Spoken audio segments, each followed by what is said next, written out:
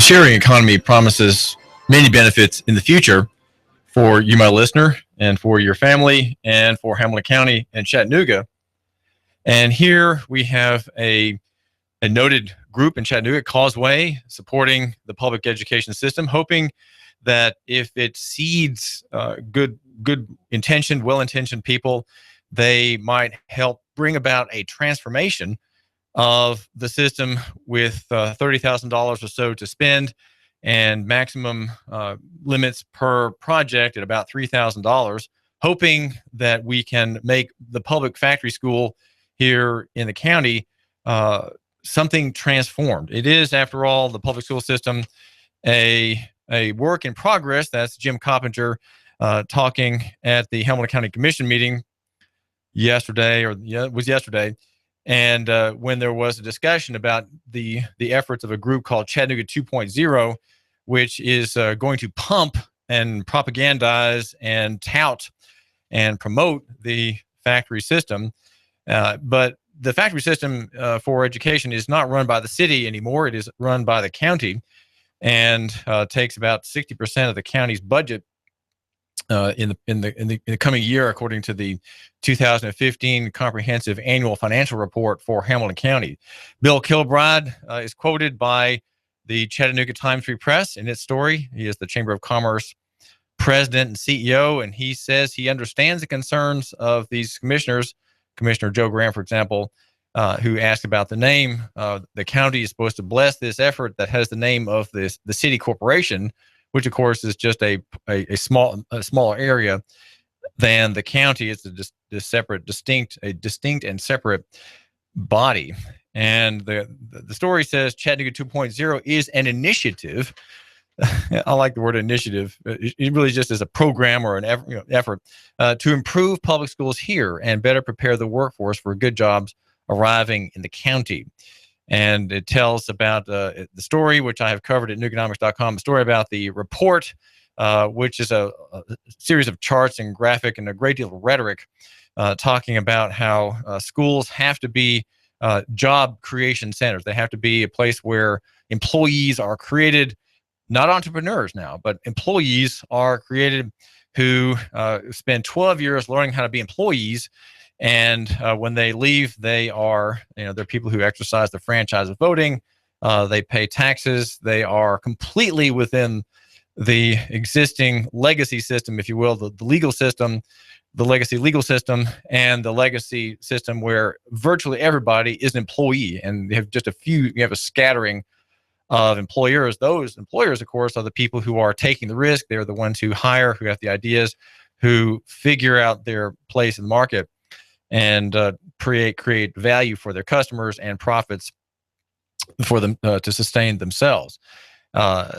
Jim Coppinger, the county mayor, says, I support 2.0 regardless of what it's called. And again, public education will always be a work in progress. Well, this is David Tulis, and asking the question. Our county has been around since the 1780s maybe, and we have for decades now, we have a public education system, a so-called public education system, and it is a work in progress, constantly reforming, constantly seeking after the truth, and never finding it. Causeway wants to help, though, with its very large, sort of grandiose proposals to seed the private sector and to encourage perhaps a kind of tinkering that might bring what it calls create a transformation in this system. And yet, if you just think about the system that is in view for this transformational rejuvenation, I know that's redundant, but think about the system that's in view of that and how it's fixed, and how bureaucracies work. You just have to smile at the idealism of the people who are organizing Causeway, and then those who are supporting it through their fundraising efforts. The biggest donation of that group has come from the Benwood Foundation, and if you go to causeway.org, you'll see a very large staff of very intelligent young people, very nice-looking young folks who are involving themselves in this nonprofit effort. The tax-exempt filing with the IRS is 50 pages long. You will enjoy looking at that. You can go to the Causeway website to explore this governmental filing. And so the effort is to help this public machine, not so much the machine directly, I'm sure, but the people in it. We want to help the people in the system, the individual souls who are there. We have them in view. We have what we have. The thinking goes, we can't change it ourselves. We can't really talk against it. We can't really propose alternatives. And so since we have a state factory school system and we have 43,000 children effectively trapped in it, let's just see if we can make things better. And that's what Causeway is wanting to do, working very much on the margins and not being unkind enough to consider, as you and I are, to consider the foundations and the fundamentals. And I've been rereading one of my favorite books. It's a very slim volume of about 125 pages by Ludwig von Mises, the Austrian School of Economy notable, and it's about bureaucracies, and it's about how they are immune to external change. They have a very high calling.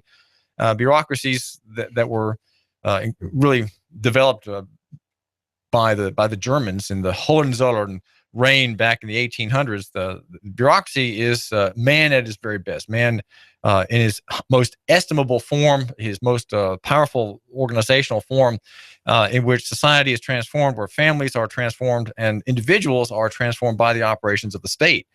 And it's just delightful reading. Hold on. This is David Tulis, and caller, you're live on the air at AM 1240 Hot News Talk Radio. What's on your mind? David, I'm enjoying your conversation. I hate to break your thought because I'm enjoying what you're saying, but I feel this is so important since you talk about homeschooling, which you have a system that works. And I've heard you mention before on the air, you've got a master's degree, so you basically, you are them. So can you speak from their perspective, them, the system, and what you think they're purposely doing to our children? Because my daughter is 9 years old, and she brought a test home with some spelling errors, and they didn't correct them or minus her score because the teacher said they weren't concerned about spelling, just their thoughts. We're turning out a bunch of idiots. I mean, why do we have to keep reinventing the system? Is that purposeful to dumb down the children, as the former Secretary of Education once stated from the Reagan administration? But please put it into your perspective as someone who is the system, who has a master's, who worked in it. I'd like to hear that. Thanks. Well, the question is here we have a system dumbing down students because it doesn't correct spelling. Well, just backing up for a second, when you're a writer, I'm a writer. That's what I do. I'm a journalist, former newspaper editor at the Times Free Press, 24 fine years there in the copy desk, or at the copy desk in the newsroom. And the creative process, in a nutshell, is like this. And at certain points in the creative process, spelling errors don't matter. They really don't. And say when I taught writing at UT, I said, okay, you have to show me your work in 3 stages: the initial draft, you have a middle stage draft, and then a final draft, which I demanded be published. Everything in my classes had to be published, either mailed to a person to whom this document was written, or published somewhere. Everything was aimed for publication. There was a real reader at the end of each student essay. And when I looked at and sometimes you've actually read early drafts, I didn't care about spelling at all. I didn't mark it. And because what matters at that stage is not the fine tuning, but the general concept. The structure of the argument, the proofs that are going to be made, who the listener is who's going to be convinced. That's what's in view. And so if I look at a first draft and a second draft, I'm not marking spellings at all. And that's not because I don't care, and that's not because I want the student to think that I don't care. That's not the point at all.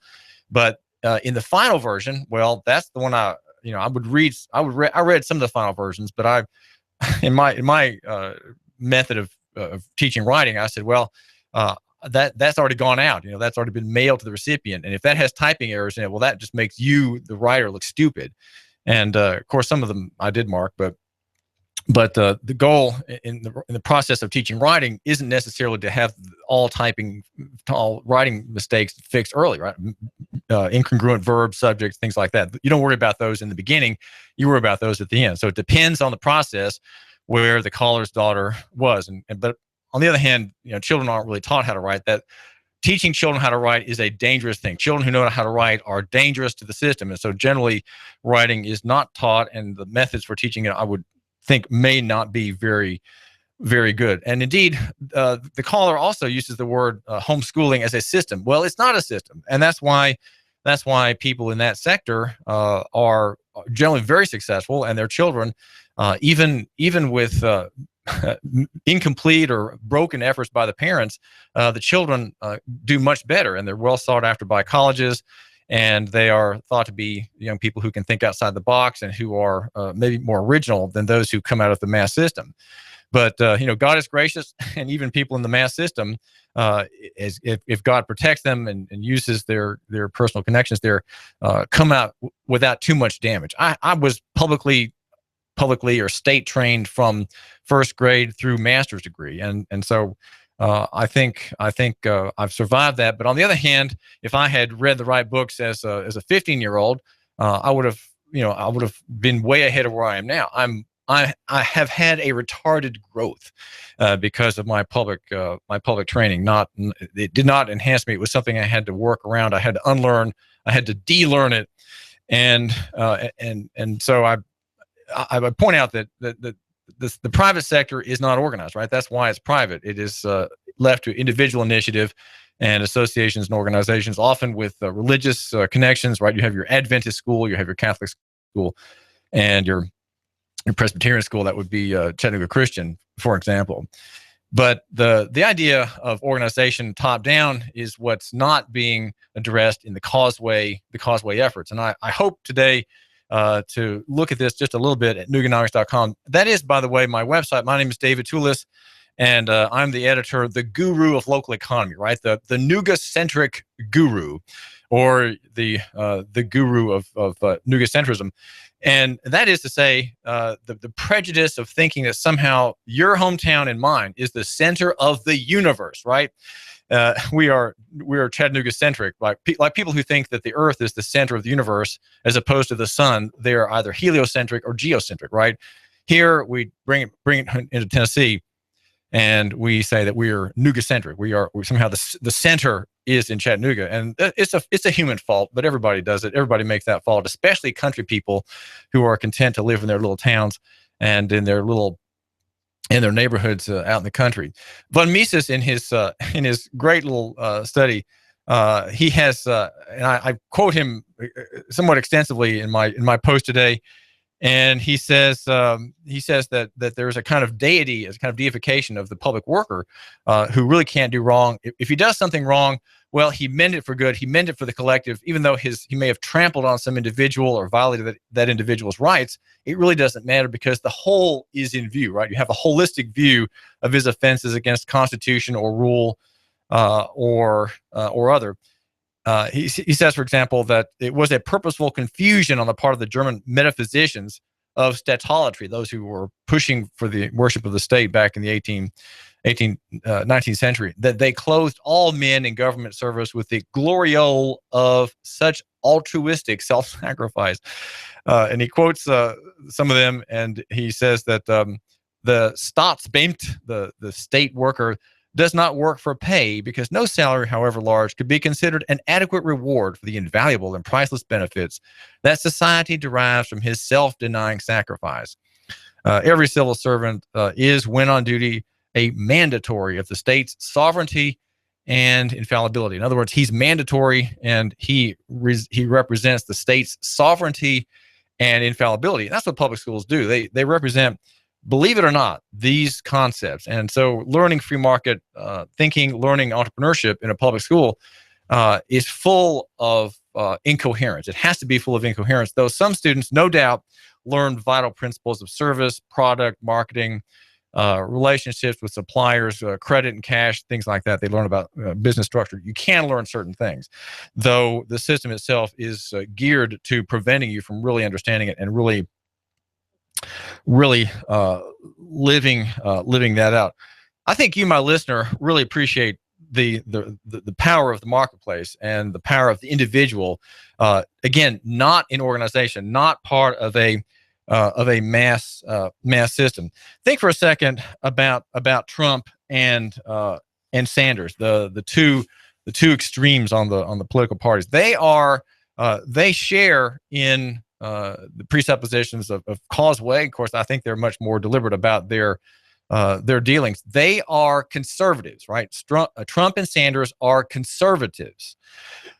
Well, you asked me what I mean by that. Well, I'm a pro-government I'm a pro-government classical liberal. Okay, what that means is that I'm pro-government, meaning that I believe in the most important form of government, which is self-government, and that's because I'm a professing Christian. Okay, so professing Christian holds to self-government as the leading form of government, the essential form of government that has to be extant in every breast in the kingdom, right? Every soul of the kingdom has to have that form of government within him.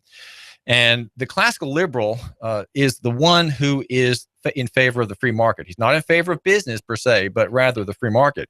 Trump and Sanders are people who believe in economic nationalism and what we could say is fascism. Fascism, I know, has a bad name. It sounds like you're accusing someone of something, but it is. Fascism is an economic model where there is government control, though not ownership, of the means of production.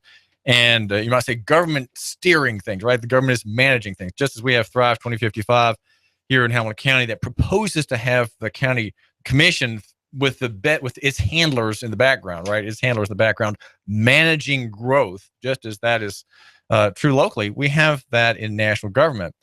And the classical liberal would object. He would object with F.A. Hayek, for example, who was writing in the 1960s. I'm quoting here from a great little piece at fee.org, the Foundation for Economic Education, by Stephen Horowitz, who's a professor at St. Lawrence University and an author of Hayek's Modern Family. It's a book on classical liberalism and the evolution of social institutions. And he points out that that Sanders and Trump are nationalists. There's America always has to win, and so he's raising tariffs on Chinese imports. He wants to close the flow of immigrants. Trump does. He does not like uncontrolled change. He does not like uncontrollable change. Neither does Sanders. They are not liberals. They're political liberals, but they're not classical liberals, as you, my listener, probably are. You're probably a classical liberal. The conservative is the one. Conservatives are people who want to not let things change. They are the people who want the system to stay more or less as it is. They want to preserve and conserve what is there. Your conservative likes, he says, quoting Hayek, they typically lack the courage to welcome the same undesigned change from which new tools of human endeavors will emerge. This fear of trusting uncontrolled social forces is closely related to two other characteristics of conservatism: its fondness for authority. All right, there you go. That's the Republican theory. And its lack of understanding of economic forces. The conservative does not object to coercion or arbitrary power so long as it is used for what he regards as right purposes. He believes that if government is in the hands of decent men, right, of Trump or Sanders, it ought not to be too much restricted by rigid rules. Think how true that is for Donald Trump. Rigid rules are the last thing that he will worry about. He does not worry about those. Sanders, for his part, he objects to Uber, the ride-sharing services in the growing sharing economy, of which Causeway, of course, is probably going to be an important part here in Chattanooga. He objects to that, though he uses Uber all the time. The new economy emerging from the reduction of transaction costs will continue to threaten labor unions, this professor points out. And the old economic understanding of employment and the firm, Sanders' views of the economy, is very much a conservative one, as he tries to save the institutions of an economy that no longer exists because it no longer best serves human want. Trump sees himself as CEO of America, bossing people, he says, and moving resources around as if they were one of his own, and parenthetically, frequently bankrupt companies. CEOs are not bound by constitutional constraints and are used to issuing orders to all whom they oversee. This is clearly Trump's perspective, the professor says, And many of his followers apparently see him as Hayek's decent man, right? The decent man. We need to have a man who will take the bureaucracy that von Mises so rightly describes, take it by the horns and control. He's the decent man. He's the good man. Let it be Sanders. Let it be Trump. In the end, they're both conservatives. But what we want to have is the marketplace. Now, in the terms of legal services, the marketplace is being overturned here in Chattanooga by a lively entrepreneurial outfit. It's a 7-year law practice with a 2-year-old program called Push to Start with Scott Maucere. He's got some great advice for entrepreneurs and startups, and we're going to hear what he's doing to serve them. Hang on. You give us 12 minutes and 40 seconds, we'll give you Chattanooga and the world. News Talk 1240. Expect a cold start to your Thursday with lots of clouds. Areas of rain mixing with some mountain snow will push in from the west later on. Highs only to the lower, maybe middle 40s. Tonight, showers will end, lows 38 to 40. Clouds but drier, still cool for Friday with warmer weather for the weekend. Come to the Norris Auction in Trenton every Saturday night and now every other Friday night starting March 11th at 6 p.m. with bargains galore for the whole family. Norris Auction just off 559 on Highway 136 West Trenton. And I'm Source 12 Chief Meteorologist Patrick Core on AM 1240 Hot News Talk Radio.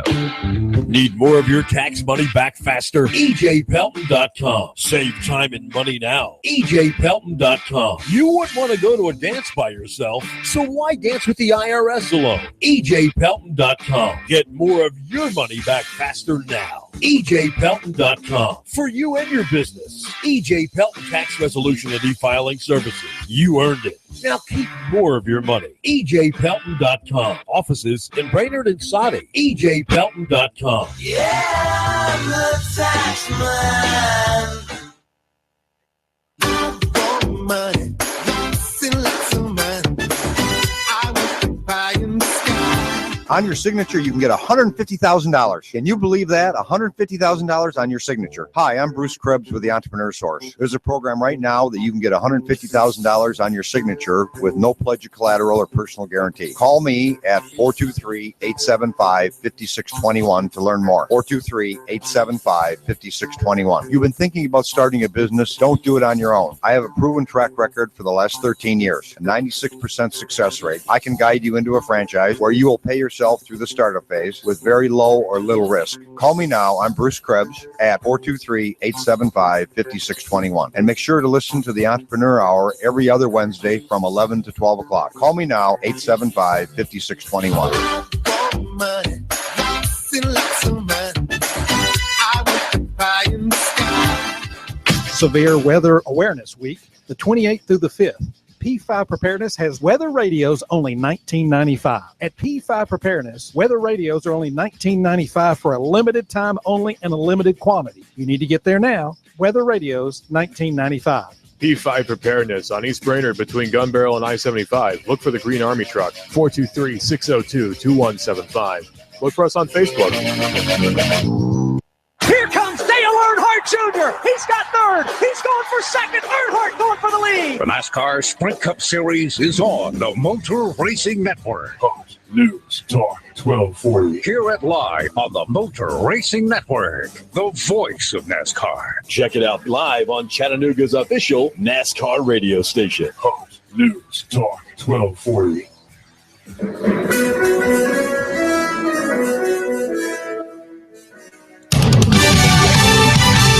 Fox News Radio, I'm Lillian Wu. Mitt Romney weighs in today on the divisive GOP race for the White House. Pretty clear after getting some excerpts from the speech this morning that a lot of this, a good portion, is going to be all about bashing Donald Trump. For example, quote, "Here's what I know. Donald Trump is a phony, a fraud. His promises are as worthless as a degree from Trump University.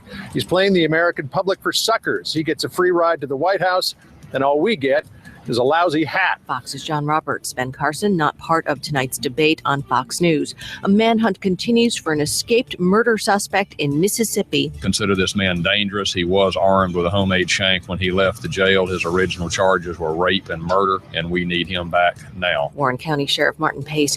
And in Germany, a doctor arrested for backing a man who carried out a bombing in Iraq for ISIS. Fox News, we report. You give us 12 minutes and 40 seconds. We'll give you Chattanooga and the world. News Talk 1240. AM 1240 Hot News Talk Radio with your Hot News Now update. A 71-year-old former city employee, Orlandis Metcalf, was killed in a drive-by shooting overnight. His wife was witness to the crime. She called 911. The police have not found the assailant. It happened at the 2600 block of Taylor Street. There was a report of a drive-by shooting with other witnesses as well. Police did find the victim inside of his home. According to a release, the shots were fired from a vehicle driving past the victim's home. The CPD is asking anyone with any information to call 423-698-2525. The investigation is still ongoing. More info will be released when it's available. And there's an update now on a story out of Appleton with a 3-year-old boy who was shot in the head. It appears now that he died from a self-inflicted gunshot wound. The medical examiner believes that he was playing with a handgun inside of a car and shot himself accidentally. And a student at Central High School yesterday was taken into custody for bringing a BB gun onto school campus. The 16-year-old was taken into custody and taken to the Hamilton County Juvenile Detention Facility for a charge of possessing a weapon on school property. If it's going on in the Tennessee Valley, it's going on Hot News Talk Radio. You give us 12 minutes and 40 seconds, we'll give you Chattanooga and the world. News Talk 1240. Live from Chattanooga, Tennessee, it's Nooganomics with David Tulis.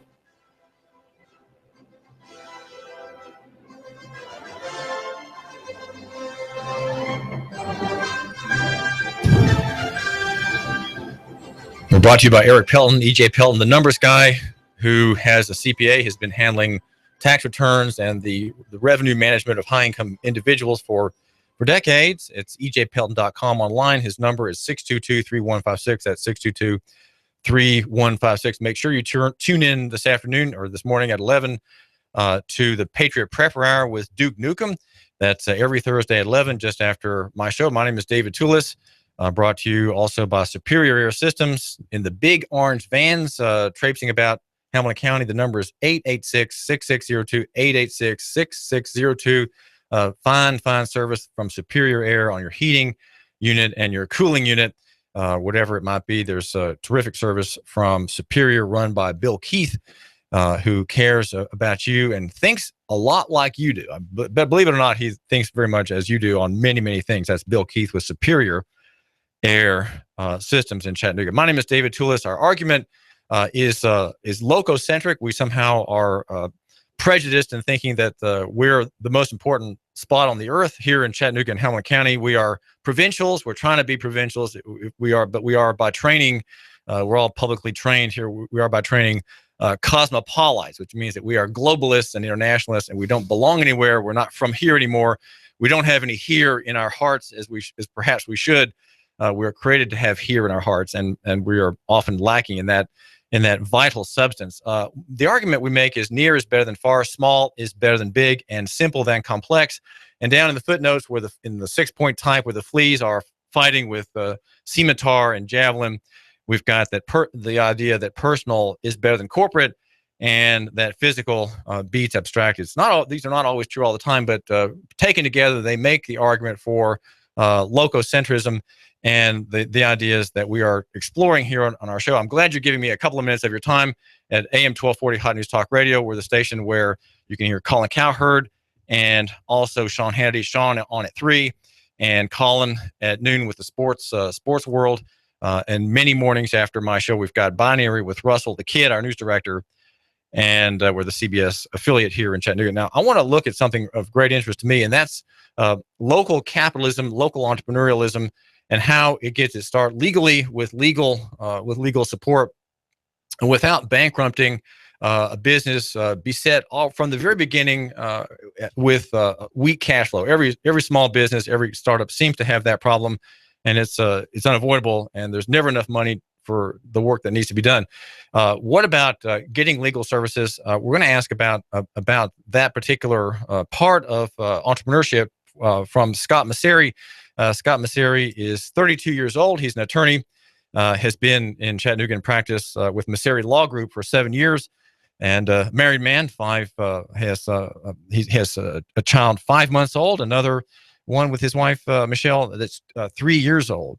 Well, Scott, you run Push to Start. Push to Start is a legal cooperative, And you have a unique method that lets my listener in his starting his business have legal services. What is the scheme? What is the game? Sure. So thanks for having me on, David. Push to Start is Lawyers for Startups. We are a collective of attorneys who focus on the startup needs and legal issues that are unique to small businesses and early growth companies.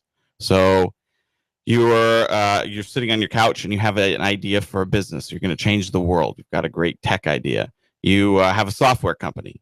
You are a filmmaker and you're producing independent film. You have a manufacturing company. You're doing really a unique 3D printing.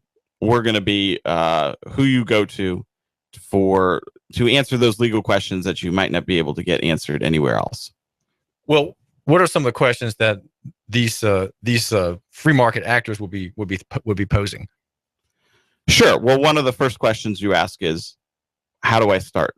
What do I do? What I've heard 100 different things about companies. Am I want to be a C Corp? Am I an S Corp? Am I an LLC? I've heard all of these things. I see people advertising form an LLC in 20 minutes online. What does that mean? What do I do? So one of the first things that Push to Start does is sits down with you and talks to you about what is it that you are trying to do. You've got this idea to change the world. You've got this idea that generates revenue. Maybe it's local. Maybe it's scalable. Maybe you can scale it nationally, internationally. What is it that you need to do in order to protect yourself legally? Does that have to be done though at the beginning? Can't my listener wait a year? Yes and no. You don't need to spend a bunch of money the first thing you think about. When you need to start getting legal when you're ready to open a bank account, when you're ready to start putting some actual structure into your idea. So we tell people all the time, look, you've got an idea, you're developing that idea that doesn't have a real form, it's not operating. Good, great, go do that. Don't spend a bunch of money on something you don't need. When you're going to need an attorney, you'll know. It's you getting to the part where the bank is going to say, we need your corporate documents, or you're signing a lease on a place, or you're hiring your first employee. That's when you're going to know that as a small business or as a startup, as an early growth company, you are going to need to begin to take those steps to protect yourself. Well, in the age of digital economy and decentralization, Scott Maucere, do you recommend that my listener not hire an employee, but rather have a collaborator who works under contract? Because employment, that's a huge step, and it's awfully messy. It raises costs. And so on. Is there some trend that you would want to suggest in the direction of collaboration versus employment? Bringing in outside partners or inside partners is always a good idea.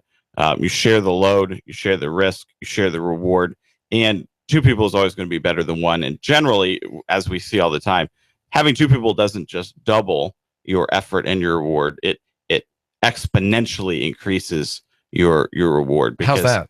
Well, you get two people come in with an idea. You're going to maximize your idea making. You're going to maximize the community there in your organization.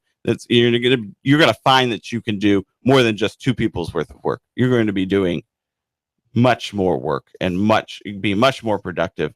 Your reach is going to be that much greater. But you have to be careful to make sure that if they're not a full partner, that they're categorized correctly under the law. I would say 90% of the companies that come in and say, hey, we want to bring in an independent contractor, I would say almost 90% of the companies we see, that person is categorized incorrectly as an independent contractor. They should actually be categorized as an employee, and you're subject to tax penalties if you categorize that incorrectly. Okay, well, that leads to my next question. But hold on, we have a caller here. Caller, this is David Tulis, and you're live on the air with Scott Maucere from Push to Start, which is a legal cooperative here in town. What is your question? Well, that's interesting, because I've had people work for me over the years and many years, and my question is about wages being property. I mean, so now all of a sudden I want someone to do something for me, and I want to give them remuneration at the end of the day for doing it, and I have to enter into a legal fiction service with them. And Because a master-servant relationship is employee-employer. That's a legal fiction. And the second you do that, do you not become encumbered by Title 26? In other words, where's the law or the Constitution anywhere in it that claims that, Scott, you can't come to work for me for 40 hours a week and perform a service, and I give you at the end of the week gold, silver, cash, or whatever? Do I have to change your status to a servant under the law and then pull taxes from you? Hey, where is that authorized in the Constitution? Show me where that's authorized, that I have to diminish someone's status to be able to function and live. Well, that's what was my question, Scott Maucere. It seems like collaboration by contract would be easier than this up and down, top to bottom relationship of the employer versus employee. Right. And we see companies contract with people as independent contractors all the time. It's definitely doable. It's preferable in a lot of ways because you're not bearing the tax burden for your employee. Well, in a nutshell, what are the test points that keep that man or woman in your office from being an employee? What do you have to do if you're the operator, the principal, to make that person not an employee but still work together? Sure, that's a great question. There's a 20-point or 20-prong test that the IRS uses to determine whether the relationship is one of employee-employer or whether it's truly an independent contractor relationship.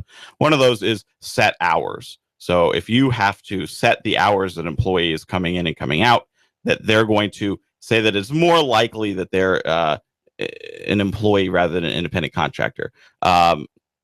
Control over the method and manner of delivery of the service. So an independent contractor is truly independent. You can't tell them. You can give them an objective that this needs to be done in this way, but they control the way that gets done, and you cannot control that. So those are two. There's 20 prongs. Would another one be? So in that second prong there, Scott Maucere of push to start, the main party doesn't control the process, but he can control and return to the creator the end result. Absolutely. Right? Okay, I mean, so you certainly can. And what about using equipment in your office? So if that person's in your office in a collaborative fashion, and you give him the computer, you give him the desk. How do you avoid that? That in and of itself, I would say, is not going to be dispositive. In general, they have to use their own equipment. But we can think of a lot of situations in which an independent contractor would just come in and use some generalized equipment. What we're talking about is if there's an independent contractor that's doing, for example, construction or something like that, or trucking, they need to use their own equipment that might be an important tool of their job and not just generalized office. Bringing someone into your office space is not necessarily going to mean that they're not an independent contractor. Right, but if that person pays your rent, let's say for that space, then that creates that presumption of being equals, not subordinate. Well, I would say that if they're paying rent to you, that that's a sign that they're probably not an employee.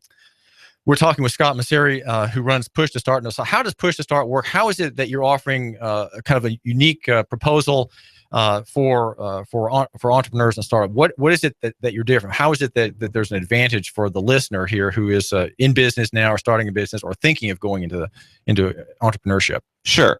Push to Start is different from a traditional law firm. We were designed with you, the startup, in mind.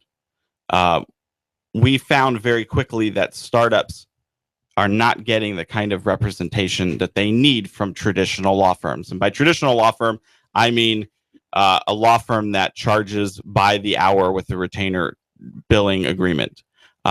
We found in representing startups that does not work for startups. Startups need something that is much more predictable than that. And so Push to Start was created in order to provide a new experience for startups when they hire their attorneys. So we're sort of different in two ways. Our billing is different than traditional law firm, and our sort of on the ground representation and way that we represent clients is different. Well, we're talking here initially, Scott Maucere, about the billing. How does the expense of having legal advice, how does the billing system work at Push to Start? Right. Well, startup or legal services are expensive. We know that that's a constant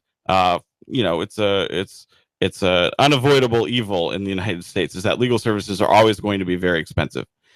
However, there are ways that you can make the experience of paying your attorney better. Traditionally, you will go into a law firm and say, here's my problem, please solve it. They will solve it and they'll do a good job. And then at the end of the day, they'll send you a bill that's 4 times more than you're expecting. Why? Because since the 1920s, the model has been you bill by the hour, and you bill against often a retainer, and you bill by the hour, and then they get a bill at the end of the month. Here, we do everything. There's no billable hour. Push to Start has no billable hours for services for clients. So my listener can take advantage of you. Yes, our listener can take advantage of you.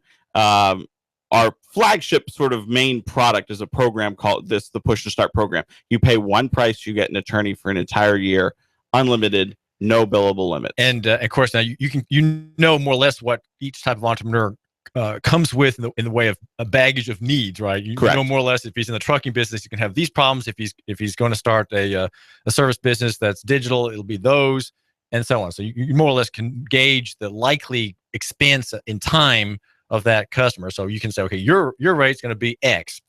And well, if the customer pays you a big wad up front, that's the cheapest way, right? He gets the biggest discount doing it that way. Absolutely. Right? One big check at the beginning, and he's set for the year.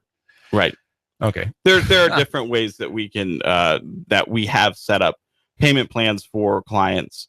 But yes, the idea is we can offer you a better value for your services if we can predict upfront what those services are going to be and allow you to predict upfront what your legal spend is going to be. You're going to be happy. Your investor is going to be happy because they know exactly where that money is going. And they know that you and your staff are involved in their investee.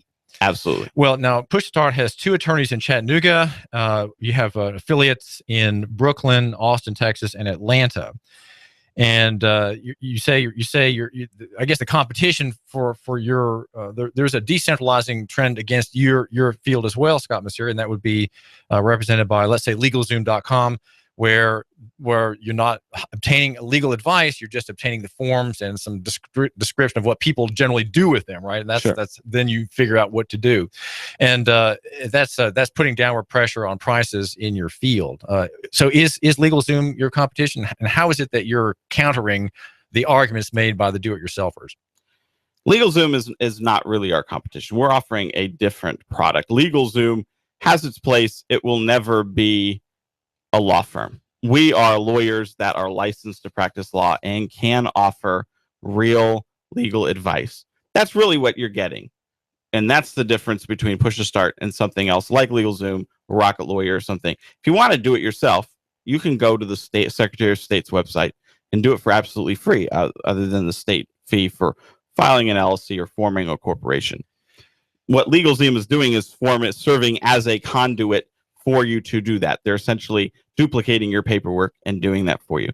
It has its place. The problem with LegalZoom is that you don't know why you're doing what you're doing. Okay. For example, say you form an LLC. You go to LegalZoom, you form an LLC, you pay your $199 or whatever it is.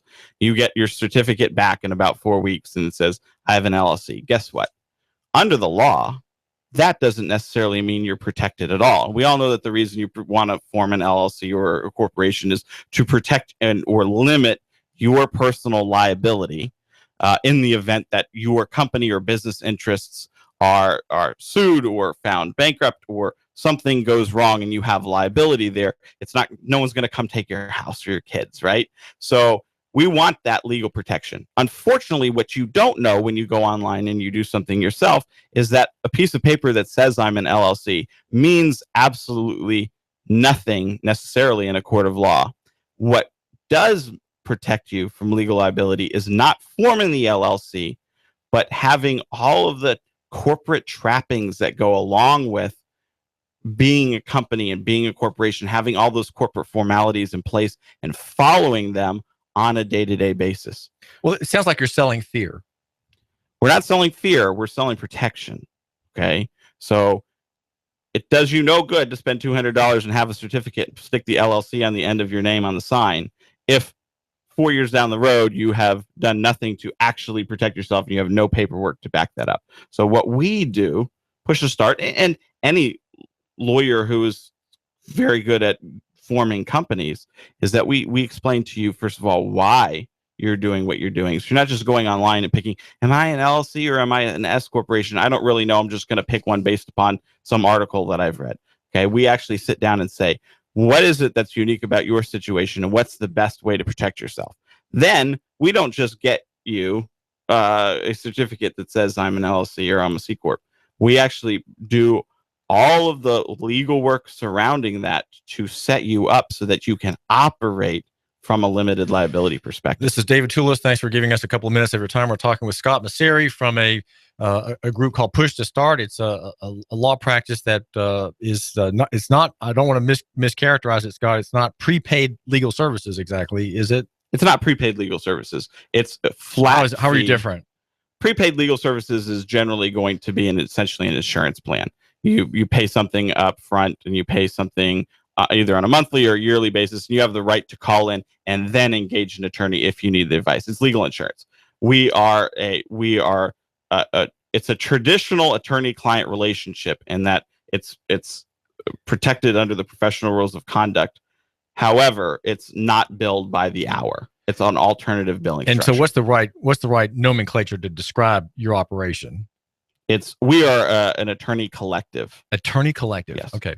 And the advantage to you, the listener, is that you pay up front and you have you don't get a bill for every jot and tittle that the law firm provides for your papers. Well, this is David Tulis, and we're brought to you by Ducks, the Indoor Professionals, formerly known as Duck Busters. Call for a special for you. If you have your house done, Duck Busters will eliminate a fire hazard at your house, and that is the lint collector at the back of your dryer. That'll be done at no charge. If you have your house done, your ductwork checked, the number is 876-9907, 876-9907. Well, Scott Maucere, the question I think the listener wants to know is, what about raising capital? I'm trying to raise capital. I've got enough wherewithal that I am a corporation already. What can you do for me? What's your protocol? So one of the things that defines the difference between a small business and a startup is that a startup, in order to be really truly successful and fulfill its vision, has to be scalable, right? It has to grow beyond its small footprint, its corner store sort of vibe. So what startups are always looking for going in is, where is there this outside investment that can raise capital so that I can become bigger than my idea? Traditionally, banks are not likely to fund startups. So people go in, I'll just get a bank loan. It's not going to work if you're a startup. You don't have the background, the credit in order for a bank to do that. So what Push to Start does is we sit down with you and we get you ready so that you are able to take investors. And then when you do raise capital, we do all the financing for that. When you, the listener, raise the capital, you don't raise the capital for the listener. That's his own trouble, I guess. Correct. Right? We don't go out. We're not a finder service or a broker. We do the financing, the legal work, and the regulatory work around that. Because remember, raising capital is highly regulated. It's going to be regulated by the Securities and Exchange Commission Act of 1933 and 34. So it's a highly regulated, high-risk endeavor to raise capital. You're giving away stock or equity in exchange for money. And so that has to be very carefully regulated. What's the biggest problem my listener has as someone who is started a business? He's part-time. It's out of his house. What's his biggest problem as far as legal needs or woes, Scott Maucere? Protecting yourself from a limited liability perspective is going to be very important. You want to have all of your contracts in place. If you have a sales contracts, something like that. If you're raising capital, your biggest is going to be making sure you are regulatorily compliant and you are not selling stocks to people that you shouldn't be selling and taking investments from people you can't. Can the neighborhood bike shop raise $50,000 by the owner just talking with friends and saying, hey, would you be willing to write me $20,000, $25,000 or $10,000 checks to run my shop so I can increase my inventory and increase overall traffic in the next half year? Is that something that can be done without legal advice? Is that through a personal relationship? Well, you can always do something without legal advice. We don't recommend you do anything without legal advice, but that's our job, right? So the answer is yes. There are several different ways that you can raise small amounts of capital. You can either go through the gifting economy through Kickstarter. You can go through. You can take small loans, or you could sell small amounts of your company. This is David Tulis. We're talking with Scott Maucere of Push to Start. We're going to hear next about the world of capitalism and entrepreneurship in Chattanooga. What's the website, Scott? It's www.pushtostart.it. That's PUSHTOSTART.it. This is David Tulis. We'll be right back. You give us 12 minutes and 40 seconds, we'll give you Chattanooga and the world. News Talk 1240. MLS 2239. What would you do with all that cash? Listen up, y'all. Ben Phillips here, Home Rate Mortgage, 805-9100. $1,200. That's how much we just put back in a Saudi Daisy family's pocket per month. All they did was pick up the phone. 805-9100. That's 805-9100. Get that quick quote now. 805-9100. HomeRateMortgage.com.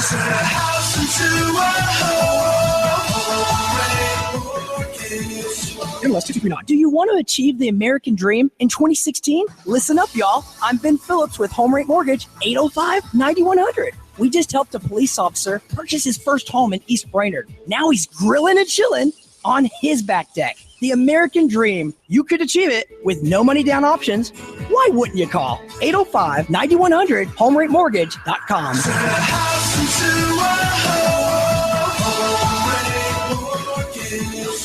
Severe Weather Awareness Week, the 28th through the 5th. P5 Preparedness has weather radios only $19.95. At P5 Preparedness, weather radios are only $19.95 for a limited time only and a limited quantity. You need to get there now. Weather radios, $19.95. P5 Preparedness on East Brainerd between Gun Barrel and I-75. Look for the Green Army truck, 423-602-2175. Look for us on Facebook. When pipes drip and rot the floor, Ray sends all leaks straight to the door. To fix my pipes, he sure does plumb. Unclog my John, make shop hum. It's good old Ray, his wrench has fun. 421-6341. Your plumbing's busted, here Ray come. Call 421-6341. In crawl space low, he does yet stoop. Fixing pipe and woe to poop. Ray's the plumber, call him now. With coin but few, he'll please and how. 421-6341. It's good old Ray, a beam of sun. 421-6341. 421-6341. Our house in the middle of our street. Hi, I'm Sabrina with Sabrina Realty Associates. Now is a great time to sell your home. In our area, inventory is at an all-time low, which translates into higher sales prices. Call us today at 423-499-7780 to set up a free consultation and discuss our unique and aggressive marketing programs. We will provide you with a free market analysis to determine the right value of your home. Call us today at 423-499-7780 or visit our website at SabrinaRealty.com. Our house in the middle of our street. You need a place for your party or maybe a wedding reception for 100 or even more. Maybe you'd like to host a small trade show for your business and you need a very affordable venue. Are you looking for a place for your birthday gala or services to start up a church? Look no further than the Hidden Gem in Hickson. It's an overlooked, newly appointed reception hall right here in Hickson, Tennessee. Big space, small price. That's right, big space, small price. Call Mr. Chu and ask for a tour. 316-7388. That's 423-316-7388. He'll tell you a lot more about the venue. Rent this venue today. Just call 423-316-7388 and ask for Mr. Chu. If the South would have won, we'd have had. You give us 12 minutes and 40 seconds, we'll give you Chattanooga and the world. WSDT Saudi Daisy, Chattanooga. CBS News, I'm Frank Sedapani. The Republican Party's 2012 presidential candidate, Mitt Romney, is stepping up his attack on 2016 frontrunner Donald Trump. Kathy Packard is a former Romney aide who heads an anti-Trump political action committee. What he wants to do is sort of be the adult in the room and sort of say enough. CBS's Dean Reynolds tells us Romney will say a lot more than enough when he speaks in Salt Lake City about 90 minutes from now. Romney will say Donald Trump is a phony, a fraud. His promises are as worthless as a degree from Trump University. He's playing the American public for suckers. He gets a free ride to the White House. and all we get is a lousy hat. So what does Trump think of Romney's criticism? Not much. He ran one of the worst campaigns in presidential history. That was an election that should have been won by the Republicans. He was a catastrophe. Trump spoke to MSNBC on Fox and Friends. House Speaker Paul Ryan said Trump will have to get used to having a bullseye on his chest. We don't have a nominee yet. This thing still has a ways to play out. And so people who are in the party are going to be speaking their minds while we are selecting a nominee. And so everything's fair game on the way to the nomination. Trump, Marco Rubio, Ted Cruz, and John Kasich, the remaining Republican candidates, will debate tonight in Detroit. The Washington Post reports that investigators looking into Hillary Clinton's use of a private server for State Department emails have given a former Clinton aide immunity from prosecution, and he's cooperating. CBS's Nancy Cordes tells us what he has to say could hurt Clinton's campaign. They might want to ask him, for example, why did Hillary Clinton want to use a private server for her email instead of the State Department system? Was she trying to evade public records laws? Did anyone ever ask you to delete her State Department emails? Clinton has admitted to bad judgment, but insists she did nothing wrong. Economists say the job market is still in good shape, but the government is reporting an uptick in new claims for unemployment benefits. 278,000 workers filed claims last week, 6,000 more than the week before. The UN Security Council has slapped North Korea with new sanctions for moving ahead with its nuclear weapons program. United States Ambassador Samantha Power says those sanctions have sharp teeth. North Korea used to be able to import aviation fuel, which included rocket fuel, used to launch prescribed ballistic missiles. Not anymore. The sanctions also limit coal exports and subject North Korean ships to inspections.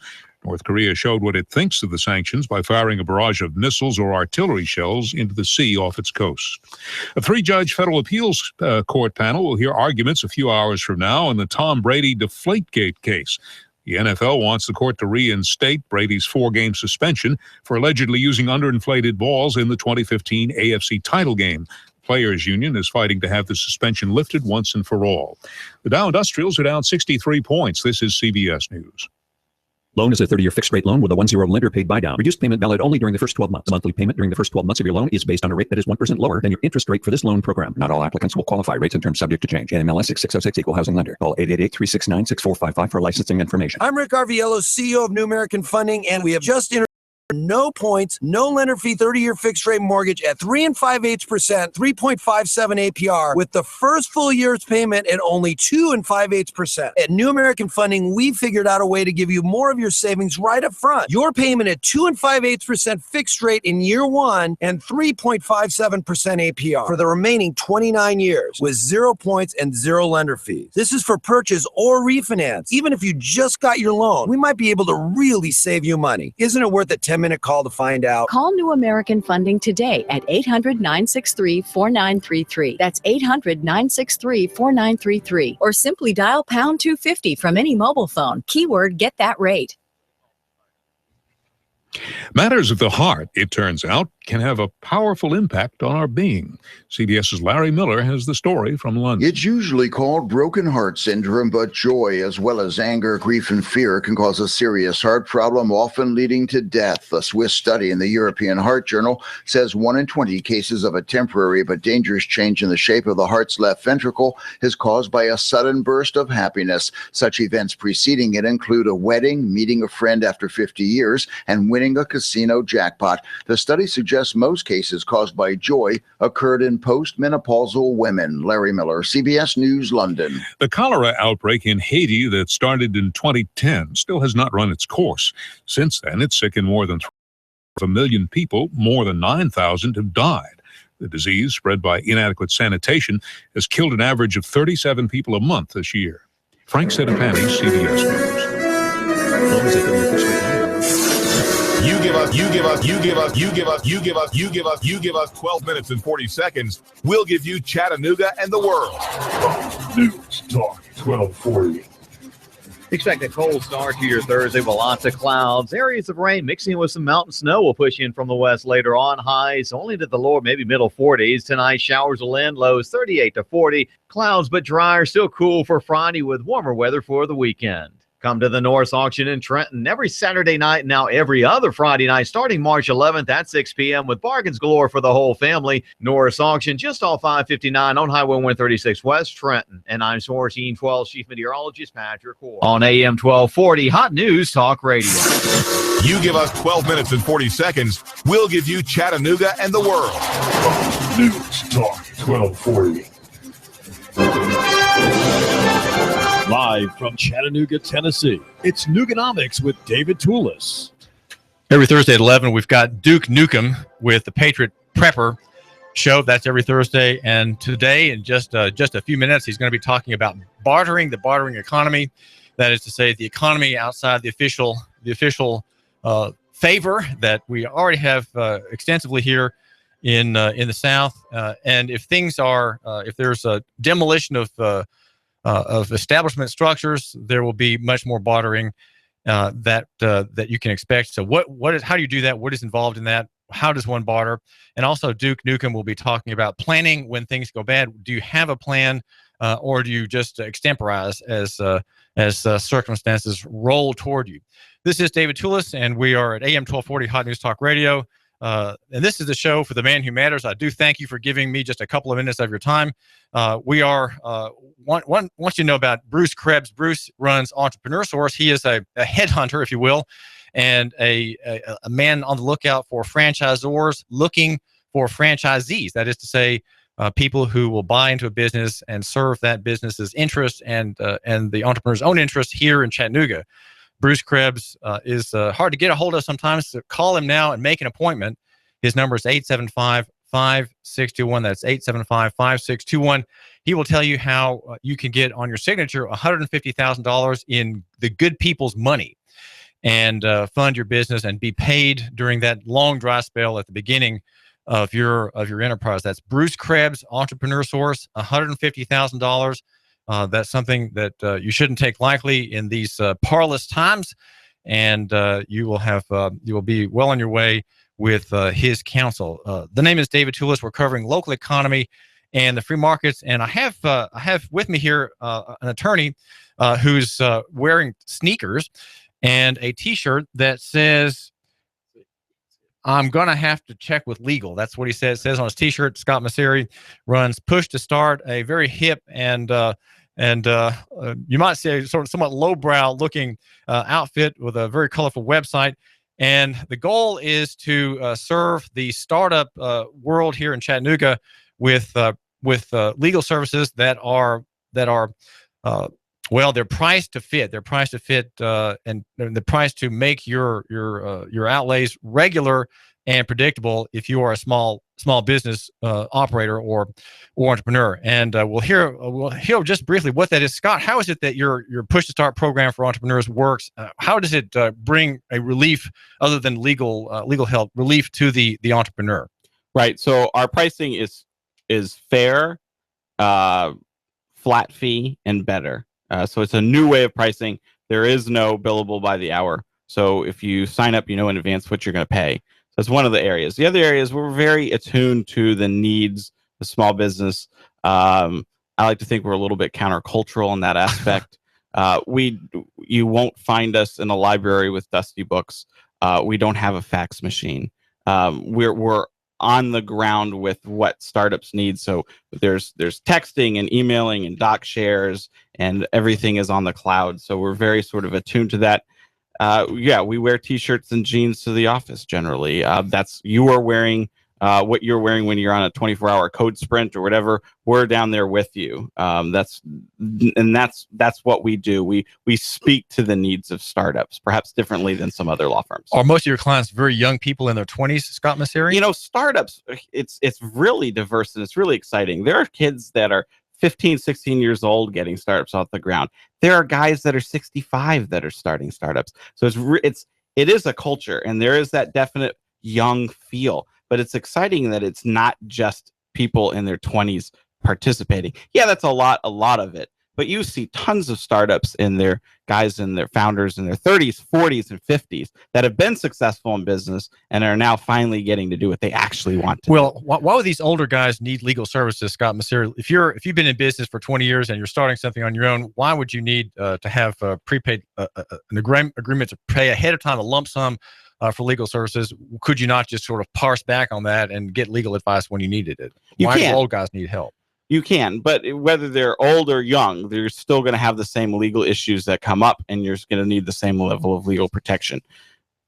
Our product is not necessarily going to be, it's not a discounted service. However, it comes out cheaper because you can predict what you're going to spend. You're not going to turn around and have a $7,000 legal bill at the end of the month. And the amount you propose as a year's amount that you would hope would be prepaid by the entrepreneur is one based on knowledge of where he is and what industry he occupies and what the risks are and what the general needs are. So you know more or less how many hours a particular prospective client for Push to Start and your law practice will need, right?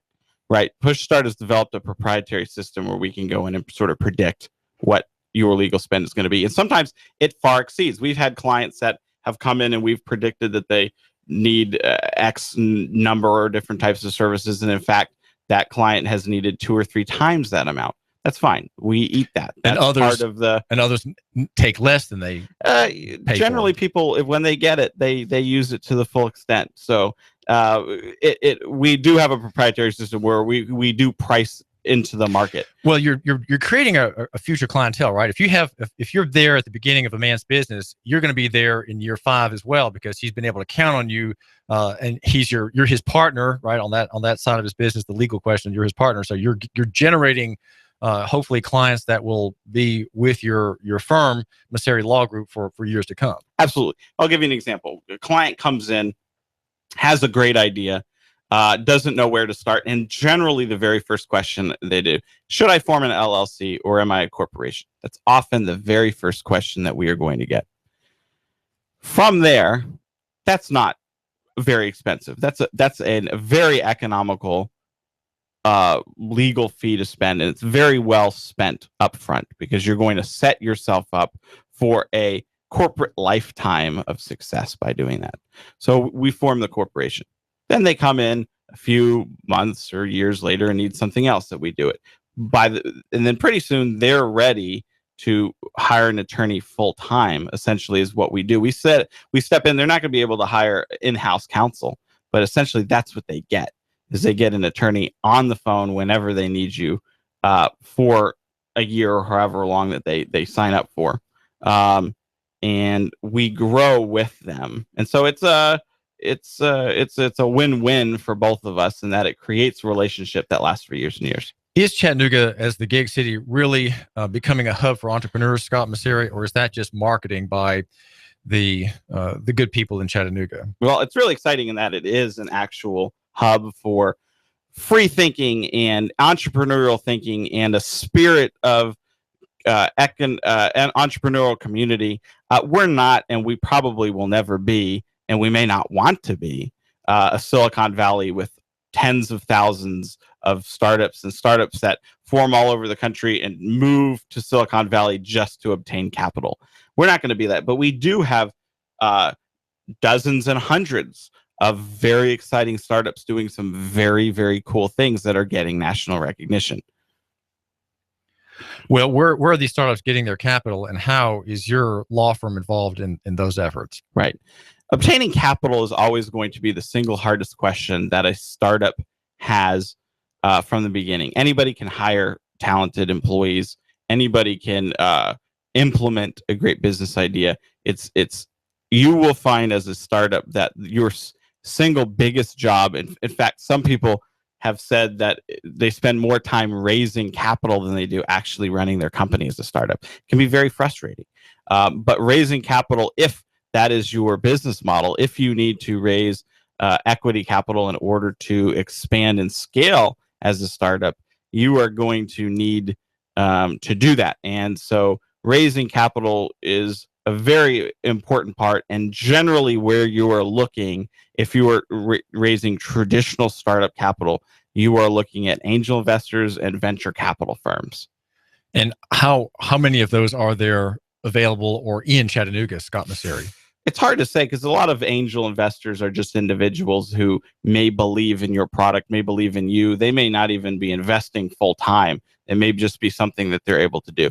But there are, I would say, in the dozens of potential investors in Chattanooga. But remember, you don't have to look just here.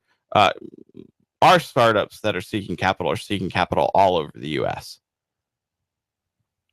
Well, what is it you do in that process? If you're trying to raise $500,000 or $1 million for your business, what do you do, Scott Maucere, with Push to Start and your legal services? Right. Well, you're generally under the law just can't go out and raise $500,000. You have to make sure that the money that you are raising is done so legally, and all capital raised or all investments made in a passive manner is considered a security under the law is going to be regulated by SEC regulations. So you have to make sure that when you raise that capital, you're not just going out and selling a stock that's going to be illegal. It's one of the few areas that you can, in business law, you can actually go to jail for if you do it wrong. Well, how does my listener raise capital but avoid getting into the securities entanglement? There's a lot of things that you can do yourself. You can go online and form a corporation and an LLC in about a half hour, like we talked about. You can sign a lease by yourself. If you know what you're doing, you can kind of look at that. I would say you definitely need to engage an attorney, but not just an attorney who is comfortable with sort of the SEC regulations in place and knows how to put one of those types of deals together. Because if not, you could be running afoul. For example, you can't go to church on a Wednesday night and tell everybody at church and have a PowerPoint and tell everybody about your company and everybody needs to invest $500. That's generally going to be illegal. So there are all kinds of pitfalls and things that you can't solicit, and that would be considered solicitation. So there's all kinds of rules and regulations about who can invest in you. You can't, and the rules are put in place to protect, grandma from spending her retirement on somebody who's trying to swindle her out of money on a stupid business idea. Are you saying, Scott Maucere, that my listener can't invest in a local business apart from getting legal services? Is that we're talking here about the listener as the investor, not the businessman? I would always advise that someone consult an attorney before making an investment. This is David Tulis and caller. You're live on the air at AM 1240 Hot News Talk Radio. I think it was Shakespeare that said, "First we shall kill all the lawyers." Did you really say the laws are there to protect grandma?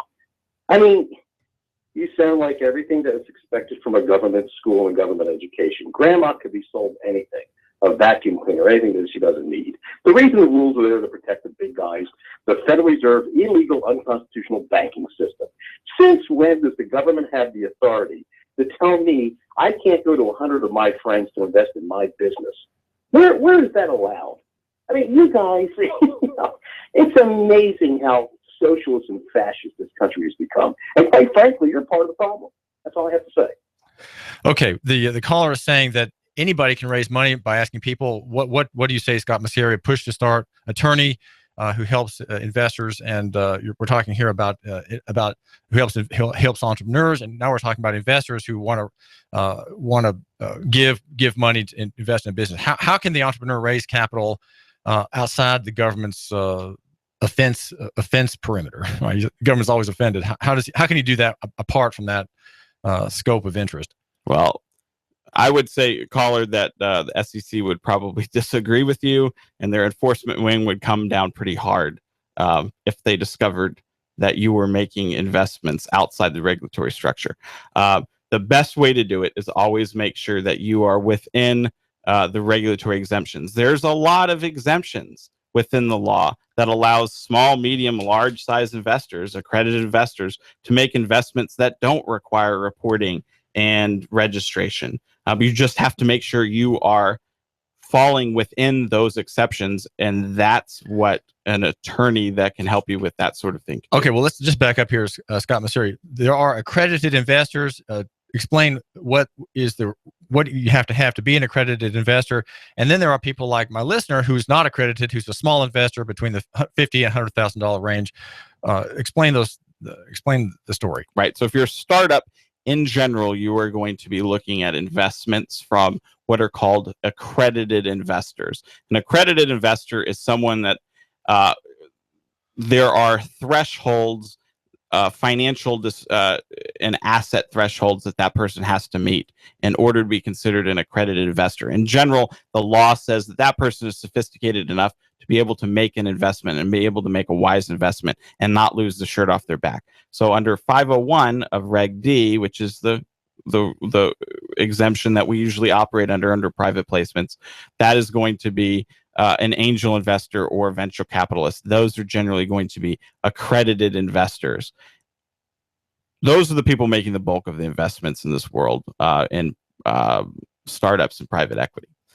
There is now, under Title III of the Jobs Act and under certain state exemptions, there are opportunities now for small investors, or we call them micro-cap investors or micro angels, to be able to make investments where previously they would not be able to make investments. So there are some opportunities now for companies to be able to raise capital from people who are non-accredited investors. We think back to the sort of the Kickstarter economy. Previously, up until about a couple months ago, you could not offer equity in exchange for donations or investments online. Kickstarter, as we know, it's great. It does a lot of things good. One of the things it doesn't do well is give back to the person who is putting money in. They put money in because they either believe in it or they're getting some sort of perk or a cool t-shirt, but they're not getting equity in exchange for their capital. That previously that was illegal. Now, however, they have promulgated rules under the Jobs Act that would allow small investors to make investments. And what's really cool is that a startup can now essentially, if you follow the guidelines, and there's probably about 60 rules you have to follow, but you can raise up to about $500,000 by doing essentially a mini public offering to non-accredited investors.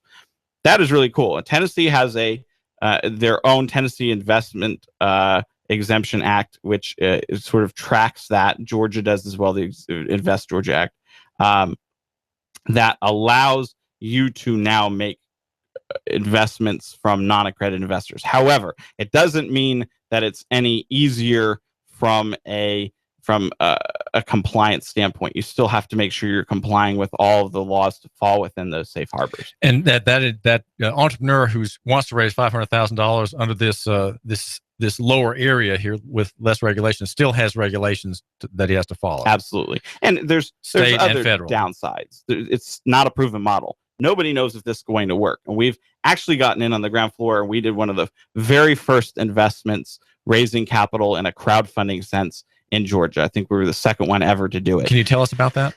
Yeah, so we went in and we helped raise $600,000 on behalf of a company who was looking for small investments from people making $100 to $1,000 investments.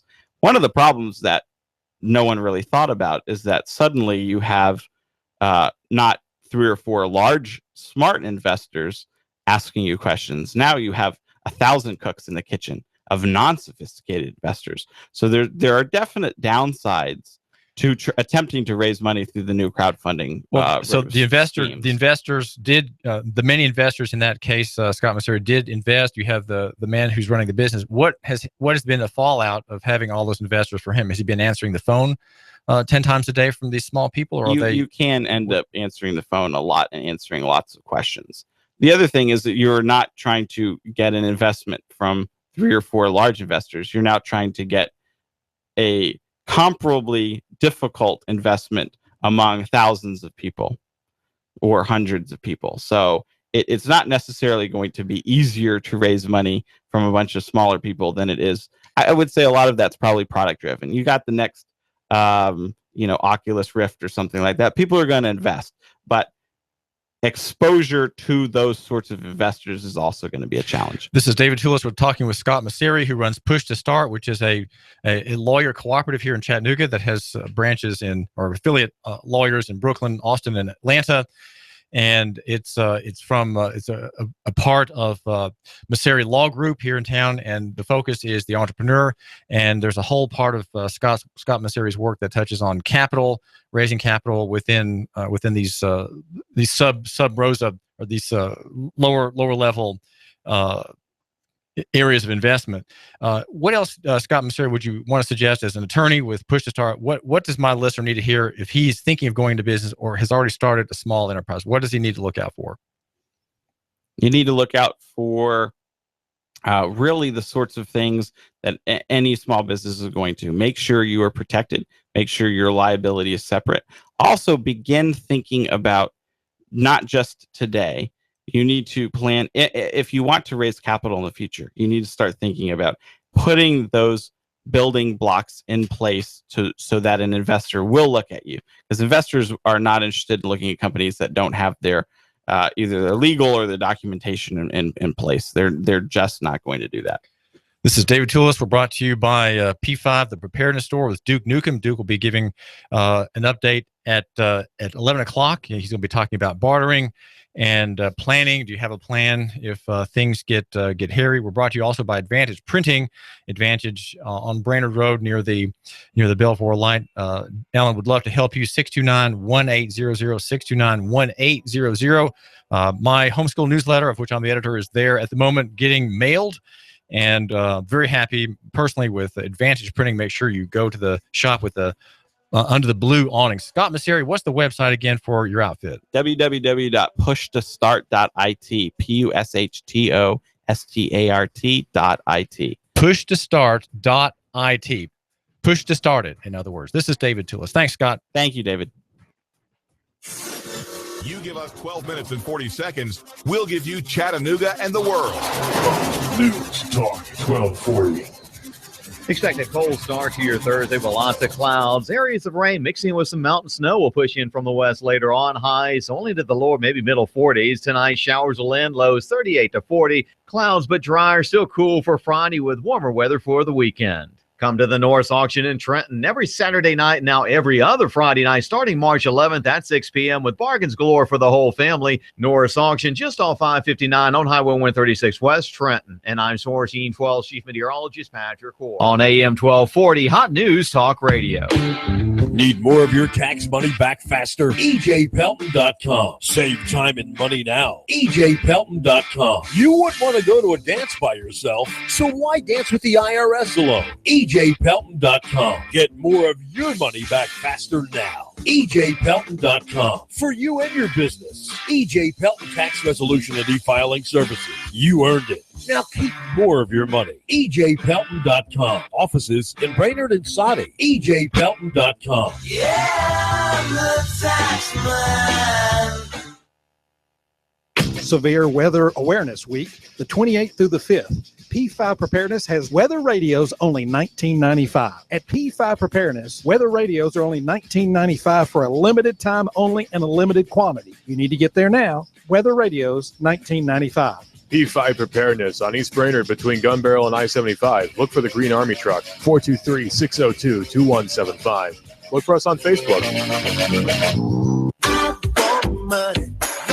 Lots of money. I want to buy and On your signature, you can get $150,000. Can you believe that? $150,000 on your signature. Hi, I'm Bruce Krebs with the Entrepreneur Source. There's a program right now that you can get $150,000 on your signature with no pledge of collateral or personal guarantee. Call me at 423-875-5621 to learn more. 423-875-5621. You've been thinking about starting a business? Don't do it on your own. I have a proven track record for the last 13 years, a 96% success rate. I can guide you into a franchise where you will pay yourself through the startup phase with very low or little risk. Call me now. I'm Bruce Krebs at 423-875-5621. And make sure to listen to the Entrepreneur Hour every other Wednesday from 11 to 12 o'clock. Call me now, 875-5621.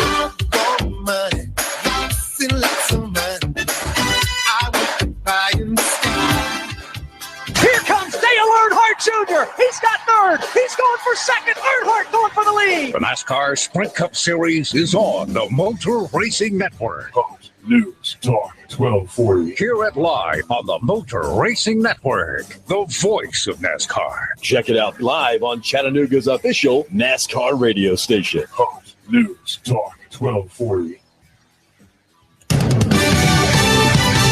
Fox News Radio, I'm Lillian Wu. GOP presidential hopefuls are gearing up for tonight's face-off. Marco Rubio points out this year's race is not like ones in years past. Usually, when you're the front runner, everyone is saying, please, everyone get out of the race so we can unify around the front runner. Ted Cruz is urging the party to get behind him before it's too late to take down Trump. As long as the field is fractured, that benefits Donald. It allows him to win state after state after state. Cruz and Rubio will join Donald Trump and John Kasich here tonight at the debate. Fox Radio's Tanya J. Powers in Detroit.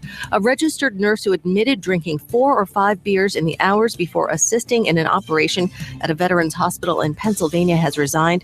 Prosecutors say he told investigators he'd forgotten he was on call. And the number of Americans looking for work last week higher than expected. First-time jobless claims rising by 6,000 to 278,000. Fox News, we report.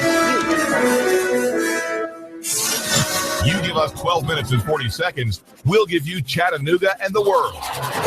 News Talk 1240. AM 1240 Hot News Talk Radio with your Hot News Now update. A 71-year-old former city employee, Orlandis Metcalf, was killed in a drive-by shooting overnight. His wife was witness to the crime. She called 911. The police have not found the assailants. It happened at the 2600 block of Taylor Street. There was a report of a drive-by shooting with other witnesses as well. Police did find the victim inside of his home. According to a release, the shots were fired from a vehicle driving past the victim's home. The CPD is asking anyone with any information to call 423-698-2525. The investigation is still ongoing. More info will be released when it's available. And there's an update now on a story out of Appleton with a 3-year-old boy who was shot in the head. It appears now that he died from a self-inflicted gunshot wound. The medical examiner believes that he was playing with a handgun inside of a car and shot himself accidentally. And a student at Central High School yesterday was taken into custody for bringing a BB gun onto school campus. The 16-year-old was taken into custody and taken to the Hamilton County Juvenile Detention Facility for a charge of possessing a weapon on school property. If it's going on in the Tennessee Valley, it's going on Hot News Talk Radio. You give us 12 minutes and 40 seconds, we'll give you Chattanooga and the world. News Talk 1240. Live from Chattanooga, Tennessee, it's Nooganomics with David Tulis.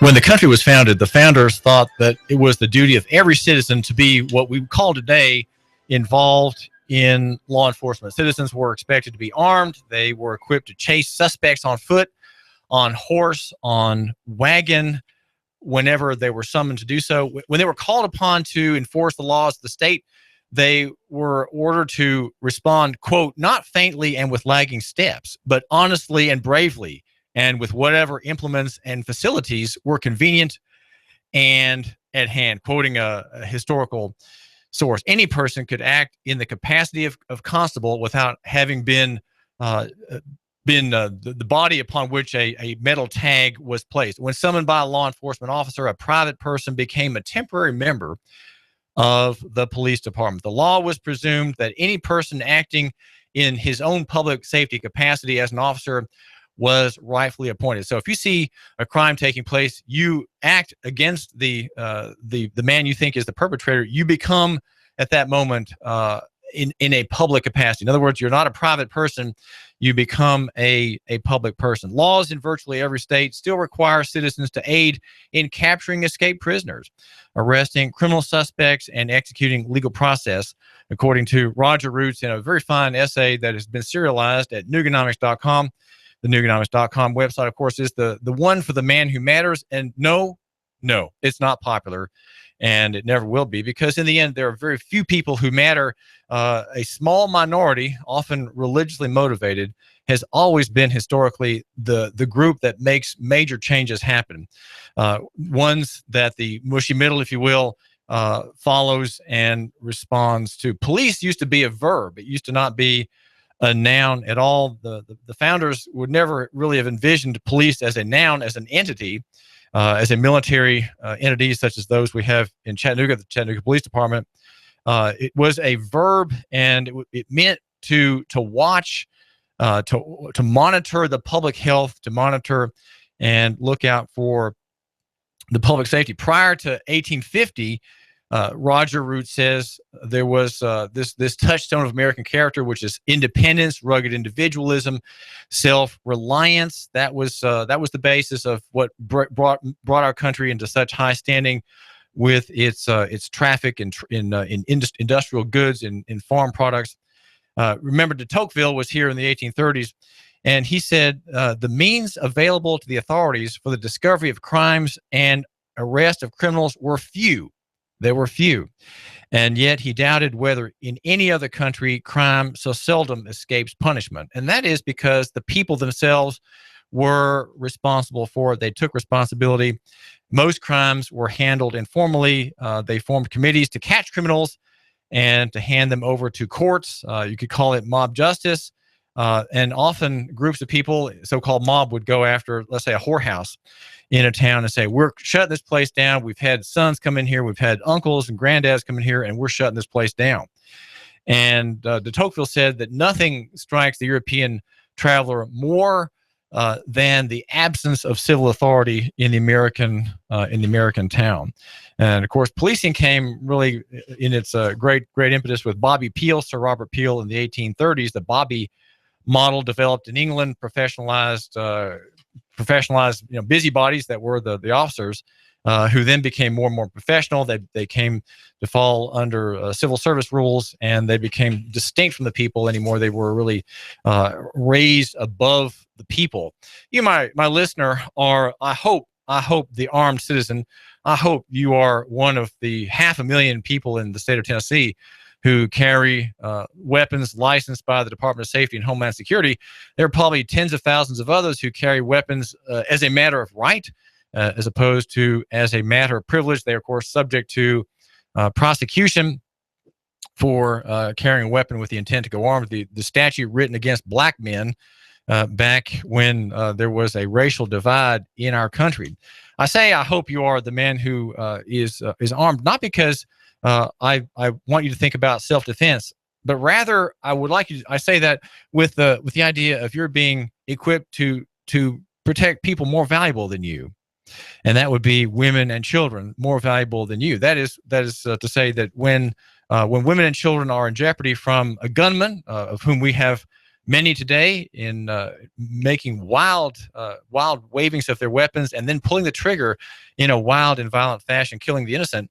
That's where you, my listener, step in. You, my listener, the man who in God's providence just, quote, happens to be there, unquote, and forces that man to throw his weapon down or face the consequences of a .45 caliber round in the chest. Do you know that mass murders by armed individuals are stopped often by men who don't have to actually pull the trigger?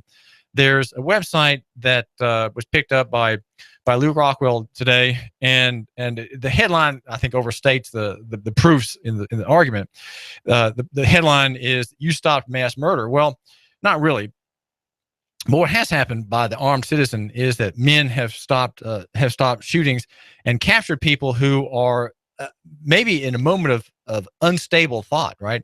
In a moment of psychotic anxiety, going to pull the trigger on the innocent. Matthew Wilhite, 22 years old, carrying a weapon as he does every day. He's with a girlfriend in a shopping mall in Anchorage, and according to Rob Morris at ammoland.com, it was an ordinary day until a mall security guard approached him and told him to stop. The man was being detained, another man, and told him to stop. The man was being detained for shoplifting, but the shoplifter was armed and drew his gun, pointed it at the guard. The guard pushed the gun away. There was a fight, and Matthew Wilhite heard the guard calling, "Gun, gun," yelling for help. And so he pulls out his own weapon and aims it. And he said that I had a gun and he should drop it. And he eventually saw the .45. Once he dropped his gun, the security officer handed it to me. So I kicked it behind me and kept my gun on him until the security officers put handcuffs on him. Wilhite said he had his gun at an angle where he could see me, but nobody else behind him was going to get hurt. In other words, he was concerned to make sure that if he had to fire the weapon, it didn't strike someone behind it. That's always the problem that the armed citizen faces. Say you're in a parking lot. Say you're at the Lee Highway parking lot by Highway 153, and a dark-skinned man with an AK-style rifle starts shooting at the recruitment center. Well, you can't just shoot at this at Mohammed Abdulaziz. You can't really just do that because there are cars all around. There are occupied buildings. You can't just shoot. Okay, so you have to, when you fire, you have to think, okay, if I miss, where's the bullet going to go? Is it going to go into an embankment? Is it going to go into the side of the blank wall of the building? Well, then you can fire. But if you miss and it goes into traffic, well, you've killed somebody innocent. You can't fire. Okay, you just can't. You have to restrain yourself. And here, this Matthew Wilhite was concerned and positioning himself so that if he had to shoot, it would not strike anybody behind the man who was being arrested. Again, citizen's arrest by a good man carrying a weapon. What about the snappy convenience store confrontation in Deerfield Beach, Florida? Well, one robber stepped past the customer standing in line, and he actually opened fire at the store owner, and another employee grabbed weapons hidden behind the counter, and they fired back several times. The store owner's gun jammed, the story says, but by the time the owner reached for a third gun that he had hidden behind the counter, the thief was down with injuries. And then there's another story about a barbershop confrontation with two masked and armed criminals who pushed their way in at a Columbia, South Carolina barbershop. One carried a long gun and the other had a pistol. They told the men and the women and the children in the shop to lie down, that they were going to die if they didn't. And then they told the customers to put their hands up, and then emptying their pockets one at a time. Fortunately, two of the victims had concealed carry permits and they were armed. The barber told the robber that his money was on a shelf behind the barber chair. When the robber turned, the barber and another store customer started shooting, and they hit one of the robbers several times. That is something that happens a great deal, often without firing, and often without bloodshed. But simply wielding the weapon is important to maintain public order and public safety. And there are continuing stories about violence by police officers. There's a woman named Precious Jackson who in Champaign, Illinois, was roundly abused by an officer, Matt Rush, from the Champaign Police Department. Though details are scant on previous lawsuits against this officer, he did have at least three prior to the one that killed the life of this baby held in the womb of a woman, Precious Jackson. After responding to a house fire at Jackson's residence, Rush and his partner patrolled the area in search of her, eventually finding her walking in a nightgown some distance away. The story says at filmingcops.com, Rush approached her, at which time she began a slow jog away from him. And shortly thereafter, she turned around to face Rush and likely surrendered, but he grabbed her and he threw the woman to the ground and punched her and pepper sprayed her at close range. Despite her protestations regarding her physical condition, he continued, and once she had been detained, they decided not to take her to the hospital despite bleeding from her private parts.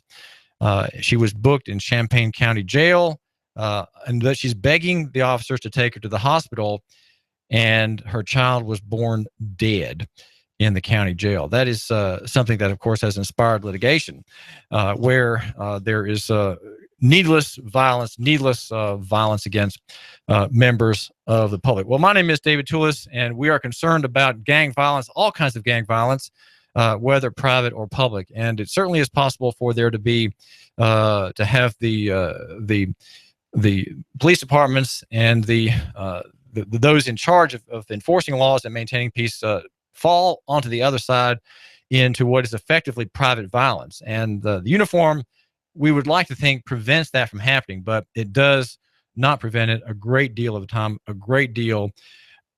time, where human life is held in low regard, and men who really don't need to be killed, don't need to be shot, are quickly slain in a fusillade of bullets. And we are the station here that covers local economy and the free market. I'm glad you're giving me a couple of minutes of your time. And I think the word the concept that I'm reaching for in talking about these kinds of cases is bad faith. Bad faith is something that one never wants to be accused of. It's a legal concept. It is the opposite of good faith. And to have a pregnant woman in a nightgown thrown down and given a treatment of poison in her face, and then punched multiple times, that seems to me an act in bad faith. Bad faith is an intentional dishonest act, according to a set of definitions that I recently looked up, by not fulfilling legal or contractual obligations, misleading another, or entering into an agreement without the intention or the means of fulfilling it. It's violating basic standards of honesty in dealing with others. Most states recognize what's called an implied covenant of good faith and fair dealing, and that's breached by bad faith, which a lawsuit for bad faith may be filed for the breach, just as one might sue for breach of contract. Bad faith has synonyms, and that would include deviation from rectitude, defalcation, delusion, delusiveness, betrayal, broken promise,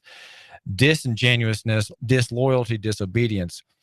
And I think the right one is, of all those, there are more, is deviation from rectitude. Rectitude is the right thing. There's the right thing. And I think the problem when you are a military man in the blue uniform, the problem is thinking that you have to order people around, and sometimes orders don't work. Right?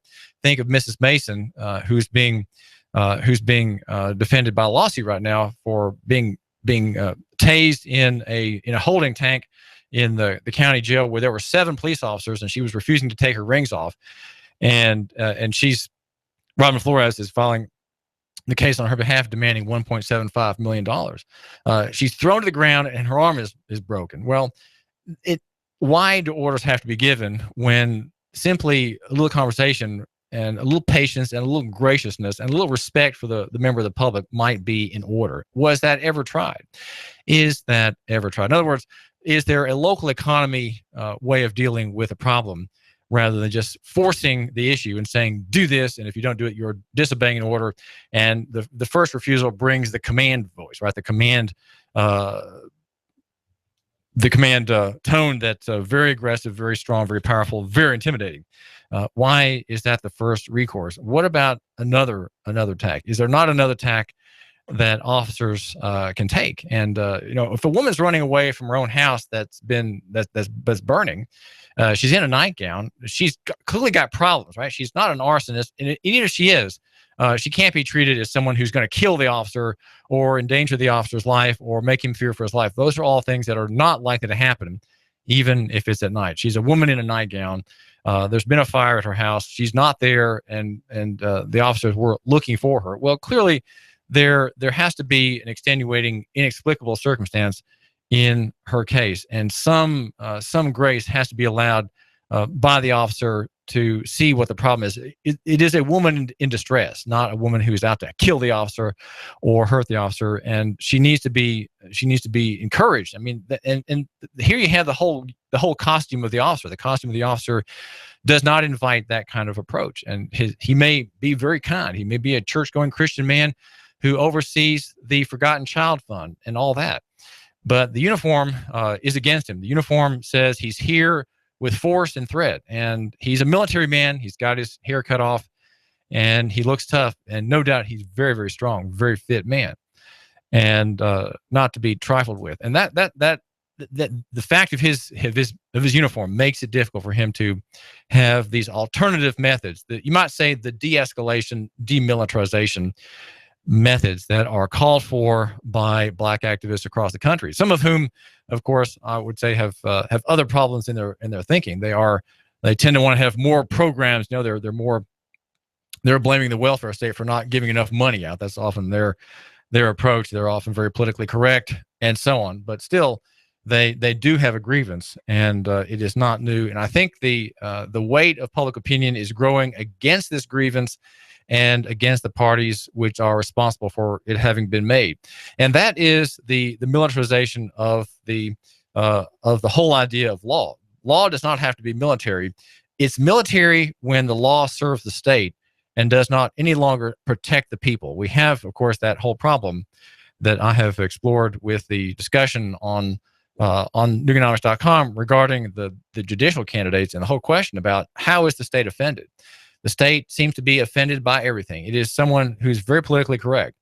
And many of the criminal cases it brings are for offenses which are not sins, in which no person has been injured. No one can show any sign of an injury.